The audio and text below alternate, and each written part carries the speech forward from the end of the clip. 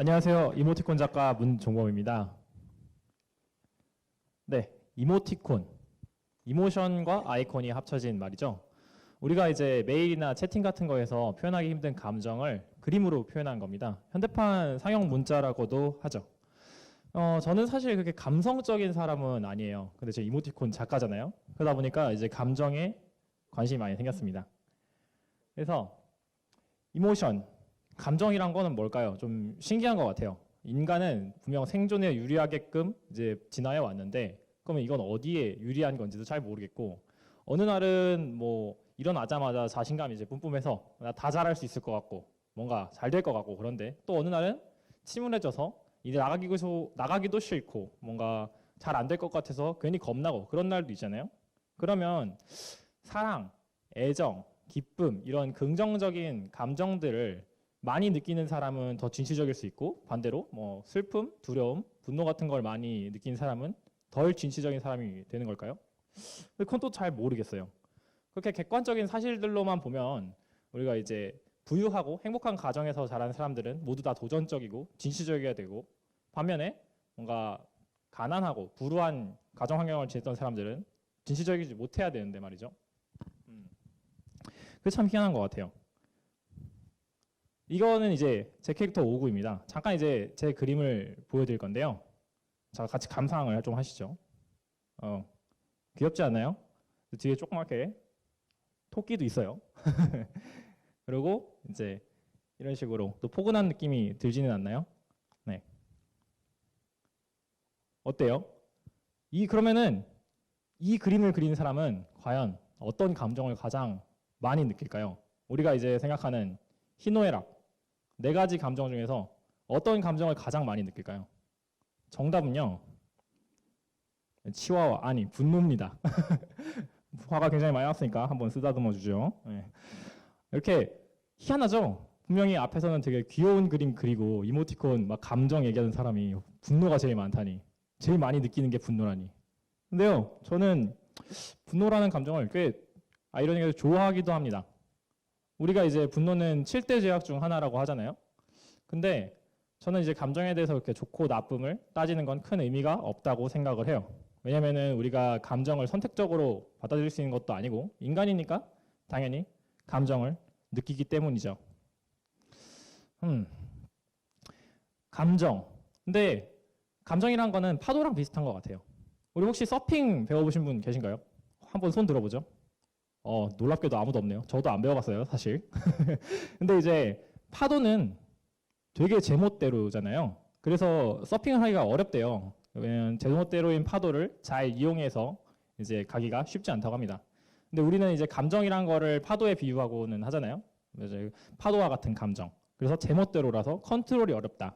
근데 파도와 비슷하기 때문에 반면에 컨트롤을 어느 정도 할 수 있지 않을까요? 잘 이용해 나간다면 우리는 그걸 즐기고 우리의 인생을 조금 더 행복하게 할 수 있지 않을까요?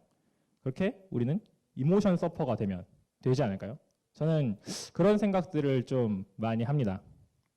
그러면은 이런 감정들, 특히 긍정적인 보다 부정적인 감정에 좀 포커스를 맞췄을 때 잘 이용해 먹으려면 특성을 잘 알아야겠죠? 이거는 이제 빛을 쪼개면 나오는 연속 스펙트럼인데요. 보시면 아시겠지만 색깔이라는 것이 딱 구분되어 있는 건 아닙니다. 빨간색은 빨간색대로, 파란색은 파란색대로 카테고리가 분류된 게 아니라 자연스럽게 연결되어 있고 서로가 서로에게 영향을 미치죠. 저는 감정도 마찬가지라고 생각을 해요.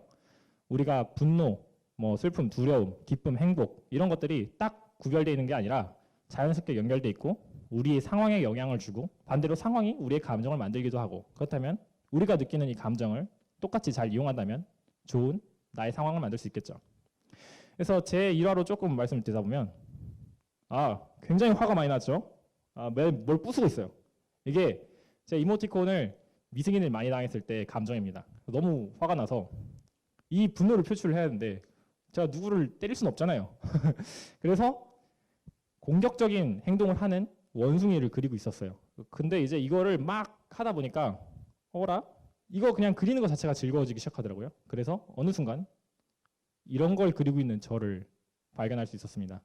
그러니까 분노라는 감정을 그대로 표출했을 뿐인데 어느 순간 이게 다시 기쁨으로 전환되는 경험을 한 거죠. 이런 식으로 제가 부정적인 감정에 대해서 어떻게 행동을 하고 나는 어떻게 이걸 쓸지 그런 거에서 고민을 많이 했고요. 그리고 제가 쓰는 방식에 대해서 좀 얘기를 해보려고 합니다. 크게 이제 세 가지 부정적인 감정, 슬픔, 분노, 두려움 이 세 가지에 대해서 포커스를 맞추고 얘기를 해볼까 해요. 첫 번째는 슬픔입니다. 우리가 슬픈 경험을 많이 겪죠. 특히 저는 이별을 할 때 그런 경험들을 많이 느낀다고 생각하는데요. 저의 경우에는 이제 고등학교 2학년 때 어머니가 돌아가셨어요. 그리고 이제 가장 최근에 겪었던 큰 슬픔이라고 하면 뭐 여자친구랑 헤어졌던 거 정도, 2년 전에 그런 거겠죠. 근데 저는 그런 슬픈 일이 발생할 때마다 메모를 합니다. 뭐 그림을 그리든 글을 쓰든 방식은 뭐든지 좋은 것 같아요. 그리고 조금 기다려요. 그러면 감정이란 것들이 다 그렇지만 처음에 겪었을 때는 올라갑니다. 그러다가 시간이 조금 지나면 내려가요. 오르락내리락 하지만 결국은 내려가는 거죠. 제가 산 주식처럼 말이죠. 자꾸 내려가요. 이상하게. 뭐 이런 식으로 감정이 어느 정도 내려갔을 때 그때 제가 아까 뭐라고 했죠? 메모를 한다고 했잖아요. 저 같은 경우에 이제 사실 조그만한 그림하고 같이 간략한 상황에 대해서 메모를 할 때가 있어요. 그러면은 다시 그 메모를 들여다봅니다. 시간이 지난 뒤에요.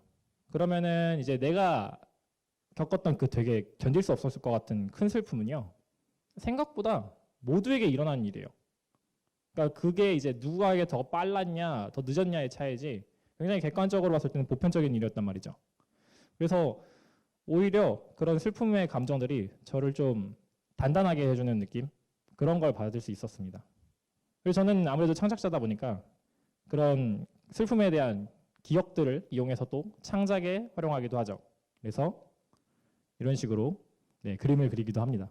우리가 이제 우산을 안 챙겨가는데 비가 온 날에 하필 있잖아요. 좀 슬프잖아요. 그런 것들은 이런 식으로 표현이 되고 괜히 인생이 막막하고 하염없이 슬퍼질 때는 가운데 이제 인생을 곱씹으면서 방구석에 찌그러져 있는 그림을 그린 거죠.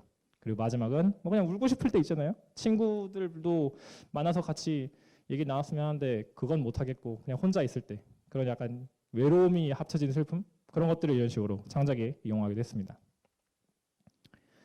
다음은요. 분노입니다. 분노는 아까 제가 말했잖아요. 제일 좋아하는 감정이기도 하다고. 희한하죠? 근데 왜 그러냐면은 이거는 제 대학생 때 얘기를 조금 해야 될 것 같아요.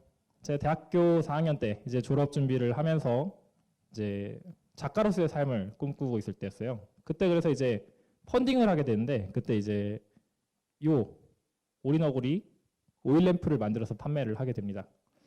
이걸 한 100개 정도 제가 만들었을 거예요. 근데 그거를 교수님께서 딱 보시니 뭐하러 이런 쓰레기를 많이 만들었냐라고 하시더라고요. 물론 이해는 할 수 있습니다. 교수님은 이제 식기를 하시는 분이셨기 때문에 저와 입장이 다르니까요. 하지만 굉장히 열불이 났죠. 화가 너무 나는 거예요. 내 걸 무시하다니. 그래서 바로 교수님한테 따지지는 못하고 제가 생각보다 소심하기 때문에 따지지는 못했죠. 대신에 속으로 생각해줘. 내가 꼭 짱 세져서 당신을 반대로 무시할 수 있는 입장이 되겠다. 그렇게 해서 열심히 이 오리너구리 꼭 오리너구리 무언가를 보여주겠다. 기대하십시오 교수님. 그랬는데 그러다 보니까 많이 바뀐 모습으로 현재는 제 생계를 유지해주는 친구가 됐고요. 아직 교수님을 돌아보게 할 정도까지는 아니지만 어찌됐건 조금은 입증을 한 것 같아서 기분이 좋습니다. 그렇게 이제 첫 번째 케이스가 있었고요. 두 번째는요. 한참 또 이모티콘 미승인이 많이 날 때라 또 화가 이만큼 차올라가지고요. 자, 힐링이 필요할 때였어요. 그래서 친구랑 여행을 갔습니다. 일본 여행을 갔는데 이게 미승인 때문에 힘든데 예상치 못한 등산을 하게 됐어요. 나는 분명 절인 줄 알고 갔는데 자꾸 등산을 하게 되더라고요. 그래서 좀 짜증이 났어요. 근데 친구가 옆에서 계속 짜증나게 하는 거예요. 막 까죽거리는 거예요. 그래서 화가 막 나 있는 상태에서 이걸 보게 됩니다. 공격적인 원숭이를 조심하라는 문구인데요. 제가 마침 원숭이띠거든요. 그래서 원숭이의 주먹 맛을 보고 싶지 않으면 그만하라고 이제 뭐라고 했죠. 근데 그렇게 해서 친구를 깝죽거리지 못하게 만들어줬지만 그래도 화가 나는 거예요. 그래서 숙소로 와서 바로 또 창작에 이용합니다. 이걸로 분노 표출을 하게 됐죠. 실제로 이 이모티콘 같은 경우에는 24개 중에 14개가 화내는 거예요. 그래서 이런 식으로 또 저의 분노는 저한테 있어서는 에너지원으로서 작용을 하고 있는 것 같습니다. 마지막은요. 두려움에 대해서입니다. 전 사실 겁이 되게 많아요. 작가는 겁이 많으면 사실 안 되거든요. 왜냐면은 작가라는 직업 자체가 백수랑 똑같습니다. 말이 좋아야 작가지 돈을 못 벌면 백수예요. 근데 제가 한 일도 그렇고요. 근데 어떻게 그런 사람이 이 일을 하고 있느냐? 두려움이 많기 때문에 저는 오히려 온갖 안 좋은 상상을 되게 많이 하는 편입니다. 우리는 보통 이제 초등학교, 중학교, 고등학교를 가고 좋은 대학을 가고 좋은 직장을 얻어서 또 집을 사고 가정을 꾸리고 이게 보통이잖아요. 그래서 저도 그런 보통의 삶을 꿈꿨던 사람이었고 저는 미대를 왔고 이제 미술 선생님이나 뭐 그 디자이너가 돼서 일을 하겠다라고 생각을 했죠. 근데 막상 대학교 1, 2년을 해보니까 이 세상이 나랑 너무 다른 거예요. 내가 말하는 보통의 삶을 나는 꿈꿀 수가 없어요. 집값이 너무 비싼데 9억이 말이 돼요? 너무 비싸요. 근데 그렇게 이제 두려워하던 시기에 또 남자에게 거칠 수 없는 두려운 시기가 옵니다. 그게 뭐죠? 영창이죠. 군대를 가야 돼요. 군대. 영장. 맑은 군대를 가야 됩니다. 군대를 갔죠. 제가 어디를 배치받았냐? 이렇게 겁이 많은데 GOP를 갑니다. GOP는 바로 앞에 5km였나요? 앞에 북한군이 있고 실탄을 소지하고 근무를 해요. 그래서 실제로 사건 사고 사례로 이제 총을 쏴서 뭐 동료를 다치게 하거나 이런 것들도 많죠. 무섭잖아요. 나 총 맞기 싫은데. 근데 그래서 이제 또 21개월 동안 엄청 상상을 많이 합니다. 내가 어제 후임한테 좀 뭐라 그랬는데 얘가 나한테 근무 서다가 총 쏘는 거 아니겠지? 내가 어제 선임한테 좀 잘못한 것 같은데 갑자기 돌아가지고 날 총 쏘는 거 아니겠지? 나 어제 작업하는데 야삽 상태가 좀 안 좋던데 이거 야삽이 딱 내리쳤는데 야삽 대가리가 깨지면서 내 눈을 찔러가지고 내가 실명하면 어떻게 되지? 진짜 있을 수 있는 온갖 무서운 상상은 다 했어요. 근데 21개월 동안 난 피할 수 없잖아요. 그냥 군인이니까. 그러니까 오히려 그걸 해보고 난 뒤에는 좀 두려움이 없어졌어요. 제가 상상했던 모든 안 좋은 수를 다 상상했는데 그 중에서 그게 현실로 된 거는 손에 꼽아요. 그러니까 저는 10,000가지 안 좋은 상상을 다 해봤는데 그 중에서 한두 개 될까 말까? 돼도 그거보다 약한 수준으로 된 거예요.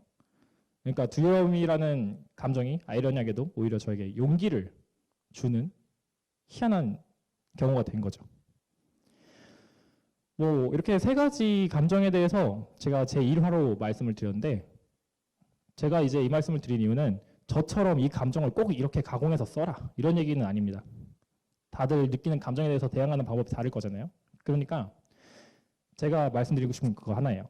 부정적인 감정을요. 부정적으로 생각하지 말고 피하려고 들지도 말고 그냥 감정은 피할 수는 없거든요. 회피하려고 그대로 받아들이되 그게 생각보다 좋게 작용할 수 있다는 것을 알고 있자. 그리고 내 방식대로 잘 가공을 해서 나의 뭔가 에너지원, 재료 뭐든 좋습니다. 잘 사용할 수 있도록 하자라는 게 이제 제가 준비한 강연의 핵심입니다. 나비의 날개짓이 태풍을 일으킨다고 하죠. 버터플라이 이펙트라고 하잖아요. 그런 것처럼 하루하루 느끼는 감정들을 하루하루 내 방식대로 조금씩 가공하는 연습들을 하셔서 자신의 삶을 보다 더 진취적으로 끌어낼 수 있었으면 좋겠다는 그런 마음가짐입니다. 네, 감사합니다.